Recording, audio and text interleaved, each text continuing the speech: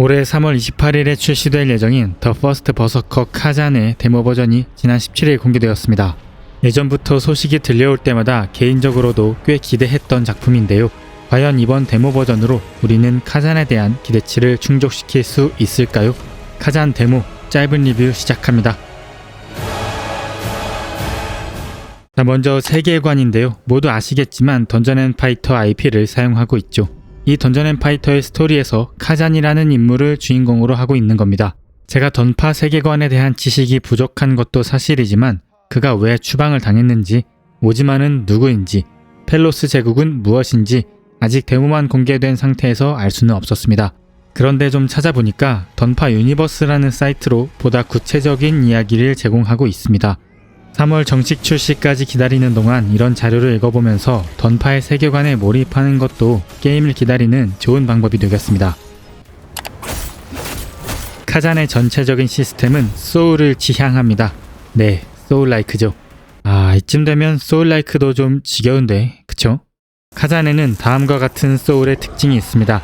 스태미너와 충격량이 존재하는 점, 사망 시 재화를 잃고 화토불로 돌아가는 점, 함정 및 필드몹 배치가 불합리한 점, 장비 세팅의 무게를 고려해야 하는 점, 성장 비용이 점차 비싸지는 점, 이러한 이유로 카잔은 소울라이크라고 할 수 있죠. 하지만 소울의 본가인 프롬 소프트웨어를 제외하고 유사 소울 액션 게임들은 그렇게까지 도전적 난이도로 설계하지는 않는데요. 카잔 역시도 비교적 캐주얼한 소울라이크를 지향하는데 가장 먼저 난이도 선택이 있다는 점부터 해서 보스전을 트라이하는 동안 사망 시 보너스 재화를 주고 가드와 패링을 같은 키로 배치했으며 필드에서 유용한 원거리 스킬을 초반부터 제공하고 길 찾기가 어렵지 않아 스트레스가 없습니다. 이러한 면들을 봤을 때 비교적 캐주얼하다고 느꼈고 조금 도전적인 액션 RPG가 아닐까 그 정도의 느낌이 들었습니다. 또한 여러 스킬을 통해서 스타일리시한 액션을 제공하는데 이런 특징은 스텔라 블레이드와 50을 떠올리게 했습니다. 카잔 역시 최소한 액션만큼은 상당한 수준의 게임이 될 것 같습니다. 마지막으로 데모 버전에서 느낀 장점과 아쉬운 점을 짚어보겠습니다. 먼저 가장 대표적인 특징이죠. 카툰 렌더링 그래픽입니다. 최근 AAA급 게임들 중에서 이런 그래픽 표현은 흔치 않죠. 그만큼 신선했습니다. 카툰풍 그래픽에 이어서 전체적인 분위기가 정말 좋다는 점을 꼽을 수 있습니다. 소울라이크를 지향하는 만큼 꽤 다크한 이 분위기는 전체적으로 무겁고 진지한 느낌을 만들어내고 있습니다.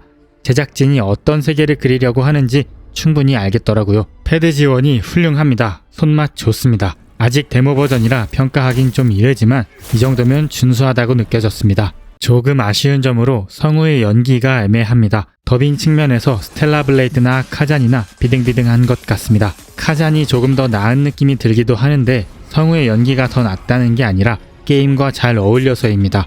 카툰 렌더링이라서 만화 같은 느낌 때문인 것 같습니다. 마지막으로 점프가 없는 것이 아쉽죠. 아쉽다기보다는 좀 이상하다고 할까요? 점프가 없는 것은 전투도 그렇지만 특히 탐험에서 아쉽습니다. 점프가 없다는 것은 파쿠르도 없을 가능성이 높은데요. 이게 네오플 제작진의 레벨 디자인 한계인지는 몰라도 맵을 탐험하는 측면에서 너무너무 아쉬운 요소였습니다.